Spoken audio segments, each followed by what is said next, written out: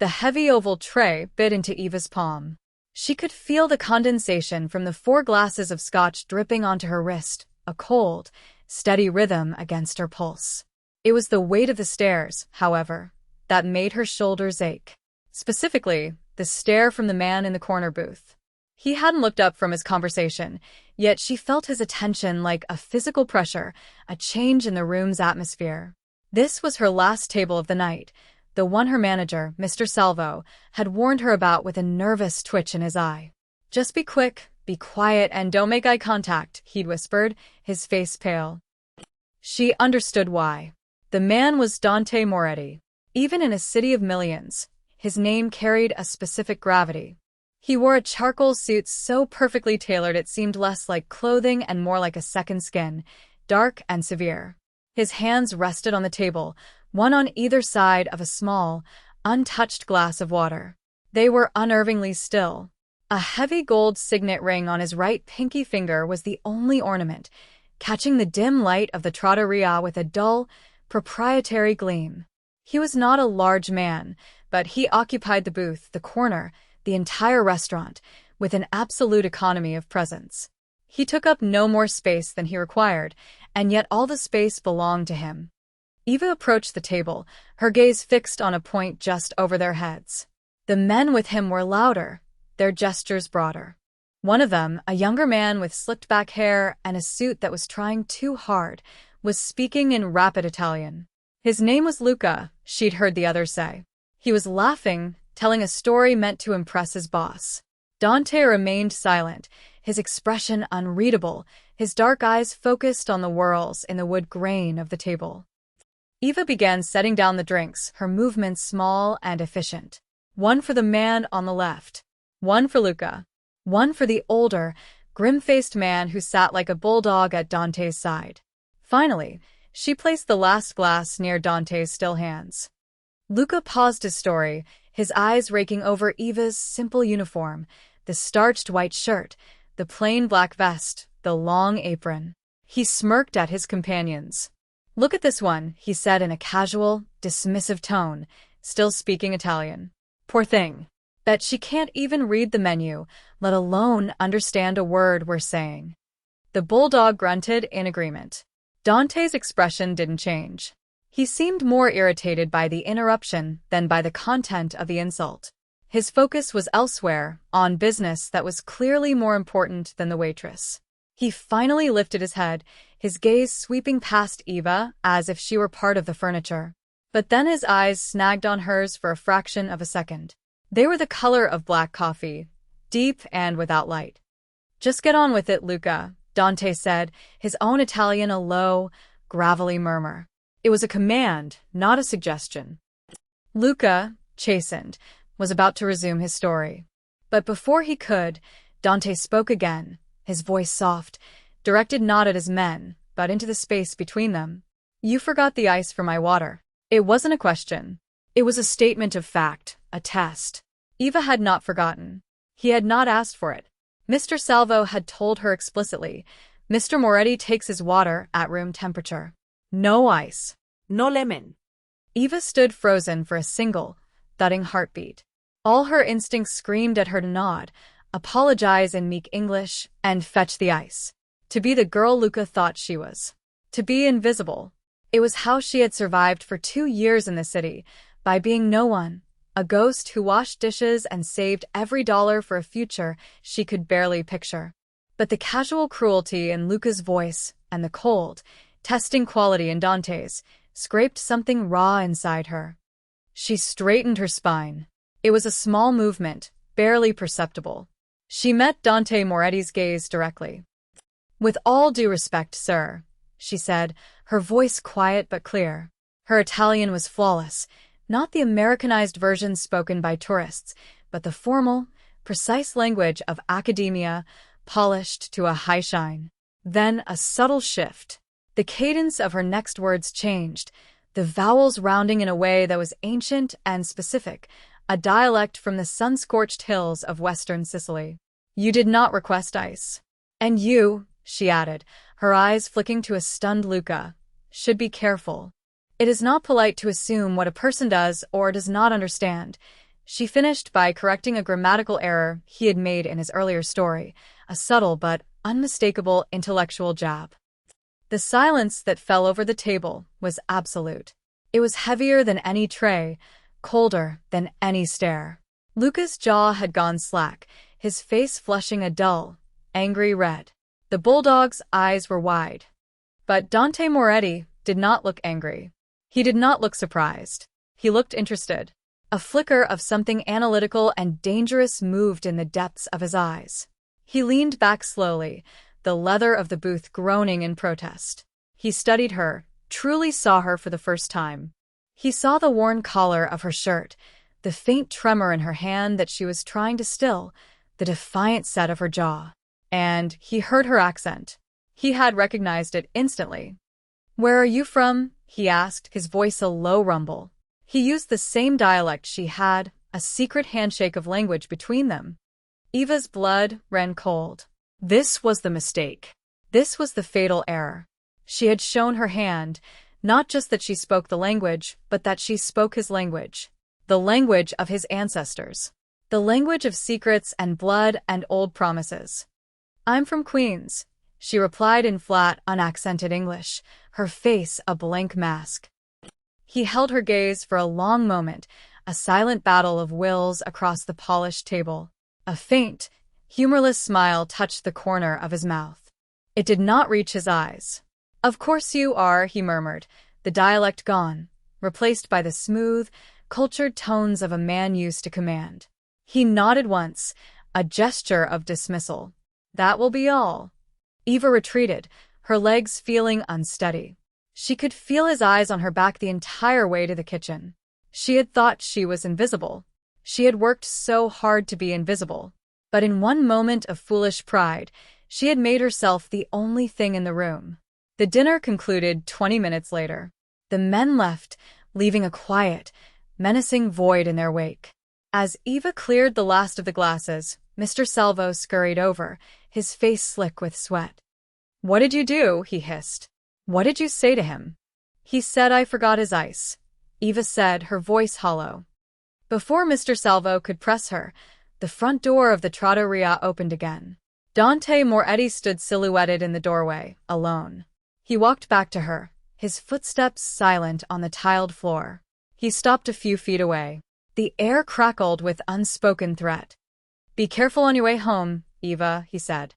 He had learned her name. Of course he had. The way he said it was soft, but it landed like a stone in her stomach. It was not a kind warning. It was a statement of ownership over her fear. He knew she had heard every word they'd said about their business, about the shipment at the docks, about the trouble with the Falcone family. He knew, and now she knew that he knew. He turned and left without another word. The night air that rushed in felt cold and predatory.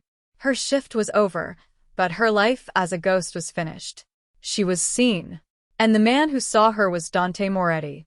She left through the back alley, her heart a frantic drum against her ribs. She pulled her thin jacket tighter, her usual route home suddenly feeling naive and foolish. She took a different path, turning onto side streets she barely knew, her footsteps echoing in the empty canyons of the sleeping city. A block behind her, the headlights of a black sedan followed at a respectful distance. It never got closer, never fell further behind. It was a silent, ominous shadow, escorting her through the darkness. Dante's promise. She was no longer walking home alone. She was being watched. She was under his protection, or his surveillance. In his world, she was beginning to understand there was no difference. The next day, her fate was sealed. Mr. Salvo, looking even more terrified than the night before, pulled her into his office. "Mr. Moretti called this morning," he said, refusing to meet her eyes. "He was very pleased with your service. He has requested that you, and only you, serve him from now on." "I can't," Eva said, her voice shaking. "You have to tell him no." Mr. Salvo laughed, a high, hysterical sound. "Tell him no? Do you have any idea who he is? You will serve his table, Eva. Or I will close this restaurant and move to another state. Do you understand me?" She understood perfectly. She was trapped. Her job, The one thing that gave her a fragile sense of independence was now a cage. For the next 2 weeks, Dante came to the restaurant 3 times. Each time, he sat in the same corner booth. Each time, Eva served him, her hands steady by sheer force of will. He was always polite, his requests simple, his words few. He never spoke to her in Italian again. He watched her. He watched her pour his water. He watched her clear his plates. He watched her interact with other customers. It was a quiet, relentless assessment. She felt like a butterfly pinned to a board, her every movement scrutinized. The black sedan was always waiting when her shift ended, following her home to her small apartment in Astoria, a silent sentinel until her lights went out. On the third visit, everything changed. Dante was there with his underboss, the grim-faced man whose name she'd learned was Marco, and 2 other soldiers. The mood was tense. They spoke in low, urgent whispers, and this time, they didn't bother with Italian. The subject was the Falcone family. A truce had been broken. Territory was being challenged. Eva was refilling their water glasses when the world outside the restaurant's front window dissolved into a flash of white-hot light. The sound came a split second later, a deafening roar that shook the building to its foundations. The plate glass window imploded, sending a shower of glittering shards across the dining room. A car parked directly outside was now a twisted, burning pyre. Screams erupted. Patrons dove under tables. But in the corner booth, there was no panic. There was only movement. Before Eva could even process the explosion, Dante was out of his seat. In one fluid, powerful motion, he grabbed her, his arm locking around her waist, and pulled her down with him behind the thick oak of the bar. His body was a solid wall, shielding her from the flying debris. The scent of his cologne, sandalwood, and something clean like iron filled her senses. Pressed against him, her face against the fine wool of his suit, she felt the frantic beat of her own heart and the steady, controlled rhythm of his. For a moment that stretched into eternity, there was only the sound of her own ragged breathing and the distant crackle of the fire. "Stay down," he commanded, his voice a low growl in her ear. Through the chaos, she heard him mutter a name, so quiet she almost missed it. Sophia, it was a breath, a ghost of a word, filled with an agony so profound it was startling. In that single word, she glimpsed the wound he carried, the crack in the marble facade. Someone he had failed to protect. The wail of sirens grew closer. This was her chance. The police would be here in minutes. She could get up, run, blend into the crowd of terrified witnesses. She could disappear, just as she had planned to do all along. She could be free of him. But as she started to pull away, she saw it. A dark stain spreading across the sleeve of his pristine white shirt, just below the shoulder. A long, jagged shard of glass was embedded in his arm. Blood welled up around it, dark and thick. Without thinking, she reached under the bar, her hand closing around a stack of clean, folded linen towels. She grabbed one and pressed it firmly against the wound, her other hand bracing his arm. "It needs pressure," she said, her voice surprisingly steady. Dante looked down, first at her hand covering the towel, then up at her face. The analytical coldness in his eyes was gone, replaced by something raw and unguarded. The sirens were screaming now, just outside. His men were on their feet, guns drawn, creating a perimeter around them. He saw her choice. He saw that she had not run. His hand came up and covered hers, pressing it harder against the cut. His touch was not gentle. It was a brand, a claim. The heat of his skin burned through the thin linen. "You're coming with me," he said. It was not a request. It was a fact. Marco appeared at his side. "Police are here. We have to go. Now." Dante didn't take his eyes off Eva. He pulled her to her feet as he rose, keeping her tucked against his side. He was not letting her go. Because she had stayed, because she had touched him, because she had chosen to help, she was now part of this. Therefore, she could not be left behind. He propelled her toward the back of the restaurant, toward the kitchen exit she knew so well. Her old life was on the other side of that bar, amidst the shattered glass and screaming sirens. Her new one was in the iron grip of the man pulling her into the darkness of the alley. The back door of the kitchen opened into a narrow, grimy alley. A black town car, identical to the one that followed her home, was idling silently, its engine a low purr. Marco wrenched the back door open, and Dante pushed Eva inside before sliding in after her. The door slammed shut, cutting off the sound of the sirens and the chaos of the street. The car lurched forward, melting into the labyrinth of the city's underbelly. Eva sat rigidly, her hands clenched in her lap. The towel she had used on his arm was still clutched in her fist, stiffening as the blood on it began to dry. Dante sat beside her, a universe of silence between them. He was staring out the window, his profile carved from stone. The only sign of his injury was the dark, wet patch on his sleeve. They drove for what felt like hours, winding through parts of the city she didn't recognize, until the car descended into a private underground garage. They rode a silent elevator to the top floor. The doors opened directly into a penthouse apartment. It was vast and cold, a landscape of glass, steel, and black leather. Floor-to-ceiling windows revealed a breathtaking, godlike view of the city, its lights scattered like jewels on black velvet. But there was no warmth here. No books, no photos, no clutter. It was less a home and more a fortress in the sky. A thin, older man with a doctor's bag was waiting for them. He nodded respectfully at Dante. "Sir, see to my arm, Julian," Dante said, shrugging out of his ruined jacket. He didn't look at Eva, but he spoke to her. "Wait here." She stood awkwardly in the center of the enormous living room while the doctor worked on Dante at the far end of the space. Julian cleaned the wound, tweezed out the shard of glass with a delicate click of metal, and began stitching the skin with neat, practiced movements. Through it all, Dante didn't flinch. He just sat there, watching Eva. His gaze was heavy, speculative. He was reevaluating her, recalculating her worth, her threat, her place. When the doctor was finished and had quietly let himself out, Dante walked toward her. He had changed into a simple black shirt, the fresh white bandage a stark contrast against his tan skin. Marco entered from another room. "The Falcons were seen near her building an hour ago," he reported, his voice grim. "They knew where she lived. If you hadn't brought her," he left the sentence unfinished. The implication hung in the air, cold and sharp. They had targeted her. They had identified her as Dante's new interest, his potential weakness.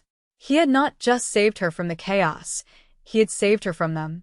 He had almost lost her before he even had her. A quiet, lethal stillness settled over Dante. The thought of the Falcons getting to her, of them putting their hands on her, transformed the air in the room. It became thin, dangerous. He turned his gaze back to Eva. "You heard us at the restaurant," he stated. "The night you decided to show off your education. What did you hear?" Eva's mind raced. Fear was a cold knot in her stomach, but underneath it, something else was taking root. A sliver of anger. A spark of self-preservation that felt sharper than before. She had a choice. She could play dumb, pretend she hadn't understood the details. Or she could do something else. She could make herself useful. She could make herself necessary. "You were talking about a shipment," she said, her voice low. "But you were worried about a man. An old man. You called him Il Vecchio, the old man." Luca said he was just a fisherman. No one to worry about. Dante's eyes narrowed. "Go on." "You dismissed it," Eva continued, the scene replaying in her mind with perfect clarity. "You were more concerned with the Falcon soldiers. But the way Luca described him, he said the old man works the docks at Red Hook, but he lives in Bensonhurst. That's Falcon territory. Why would a fisherman live so far from his boat?" Dante and Marco exchanged a look. It was a small detail, one Dante's own men had overlooked in their arrogance. A piece of the puzzle that didn't fit. A fisherman who didn't live near the water. A nobody who lived in the heart of his enemy's stronghold. "He's not a fisherman," Dante said softly, the realization dawning. "He's a spotter. He's Falcon's eyes at the docks." Eva had just handed him the key. She had given him a target. She knew, with sickening certainty, that this information would lead to violence, to blood. She had just loaded the gun and pointed him where to aim. She had crossed a line. She was no longer an innocent witness. She was a participant. She did it to save her own skin, but as she looked at Dante, at the focused intensity in his face, she admitted a terrifying truth to herself.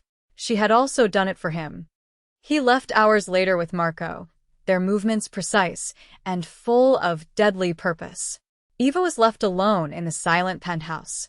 She showered in a bathroom bigger than her entire apartment, the water pressure almost painful. She found clothes laid out on the bed in the guest room, a simple silk blouse and dark trousers. They fit perfectly. Of course they did. He returned near dawn. He was alone. There were no new marks on him, but he carried the scent of the cold night air and something metallic, like old pennies. He didn't say what had happened, what he had done with her information. He didn't have to. The grim finality in his eyes was answer enough. He walked to the window, staring down at the city as the first pale light of morning began to erase the stars. Eva stood in the doorway of the living area, watching him. The silence stretched, thick with everything unsaid. "That dialect you speak," he said, his back still to her. "My grandmother was from a village near Corleone." "You speak like she did." An old way of talking. A dying way. It was not a question. It was a statement. An accusation and a connection all at once. He was telling her he knew she was more than just a girl from Queens who'd taken language classes. He was telling her they were linked by something older than this city, older than both of them. He turned to face her. The first rays of sun caught the sharp planes of his face, throwing his eyes into shadow. "Eva," he said. It was the first time he had said her name since that night at the restaurant. Then it had been a threat. Now it was something else entirely. It was not soft. It was not tender. It was possessive. It was the sound of a lock clicking into place. It was the sound of a claim being made. She should have been terrified. A part of her was. But she did not run. She did not look away. She simply stood there under his heavy gaze and held it. And in the silent, suspended space between them, that was her confession. She was no longer his prisoner. She was his. She had proven her worth. She had given him a weapon, and he had used it. In his world, that was a form of trust, a bond forged in utility and blood. For the first time since she'd met him, she felt a sliver of something that resembled safety. But the very thing that had made her useful, the ghost of Sicily in her voice, was a ticking bomb. A week later, an old man came to the penthouse. He was stooped with age, his face a roadmap of wrinkles, but his eyes were sharp and intelligent. He was Antonio, Dante's consigliere, the family's memory. Dante treated him with a deference he showed no one else. Antonio had been with Dante's father, and his father before him. He and Dante spoke for an hour in the study, their voices too low for Eva to hear. When they emerged, the atmosphere in the apartment had changed. It was rigid with a new, terrible tension. Antonio's gaze fell on Eva, and there was no warmth in it. There was only recognition and a deep, weary sorrow. Dante dismissed him with a nod. After the old man was gone, Dante stood by the window for a long time, his back to her. "Antonio remembers a story," he said finally, his voice flat and devoid of emotion. "From 20 years ago. A feud between the Rinaldi's and the Rossi's back in Sicily. It was a bad one. The Rinaldi's were our allies. We stood aside. The entire Rossi family was wiped out. Father, mother, 2 sons." He paused. "They said a daughter survived. A little girl. She vanished. No one ever found her." Eva felt the floor drop out from under her. The past she had buried, the life she had fled, was suddenly here, in this cold, sterile room. Rossi, her mother's maiden name. The name she had abandoned when she was smuggled out of the country. A terrified, silent child. Dante turned around slowly. His face was a mask of cold fury, but it was not directed at her. It was directed at the world, at the past, at the blood debts that never washed away. "The Falcone family is what's left of the Rinaldi's," he said. "They changed their name when they came to America. They're not targeting you because you're with me, Eva. They're targeting you to finish the job." And my family, my father, carries the sin of letting it happen. She was not just a complication. She was a blood feud. By the old laws, she was his sworn enemy, the last heir of a family his had betrayed by inaction. She had run from one monster straight into the arms of another, and they were both staring down a third. The Falcons made their move 2 days later. A message was delivered. They wanted a sit-down, a truce. Their only condition for peace was that Dante hand over the Rossi girl. Settle the old debt. Finish the old war. It was a trap. Everyone knew it. They wanted her, but they also wanted Dante, isolated and cornered. Dante agreed to the meeting. He planned to walk right into it. You will stay here, he told Eva. You will not leave this room. She watched him prepare. Watched as Marco and his men checked their weapons, their faces grim and set. They were preparing for a battle they might not win. Eva was to be the prize, the passive victim waiting in the tower. The thought was intolerable. She would not be a ghost again. She would not be a debt to be paid or a prize to be won. While they were distracted, she slipped into the study. She knew the old ways. She knew the codes. Her grandmother, her Nana Rossi, had taught them to her. Whispers of how to speak to power, how to bypass the soldiers and go straight to the head. She found a burner phone in a drawer.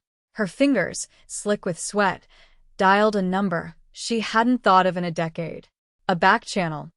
The phone was answered on the second ring. An old, gravelly voice.